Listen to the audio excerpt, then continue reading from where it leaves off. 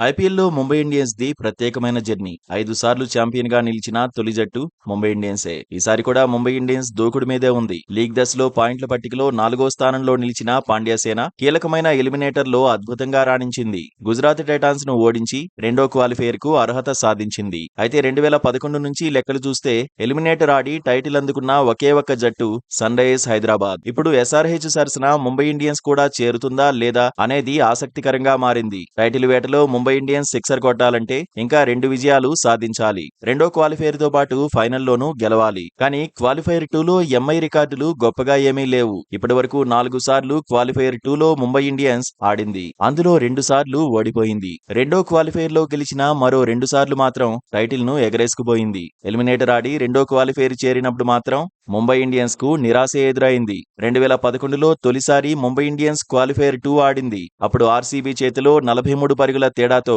చిత్తయింది. 2013లోనూ రెండో క్వాలిఫైర్ ఆడింది. అప్పుడు రాజస్థాన్ రాయల్స్ పై గెలిచింది. అదే ఊపులో ఫైనల్లోనూ సత్తా చాటింది. చెన్నై సూపర్ కింగ్స్ పై విజయం సాధించింది. తొలిసారి ఐపీఎల్ ట్రోఫీని అందుకుంది. 2017లో తొలి క్వాలిఫైర్ లో ముంబై ఇండియన్స్ కంగుతింది. రెండో క్వాలిఫైర్ లోనూ కోల్కతా నైట్ రైడర్స్ తో తలపడింది. ఆ మ్యాచ్ లో గెలిచింది. ఫైనల్ చేరి టైటిల్ ను సొంతం చేసుకుంది. 2023లో ఎలిమినేటర్ లో సత్తా చాటిన ముంబై ఇండియన్స్ రెండో క్వాలిఫైర్ లో హ్యాండ్స్ అప్ అనేసింది. గుజరాత్ టైటాన్స్ చేతిలో చిత్తయింది.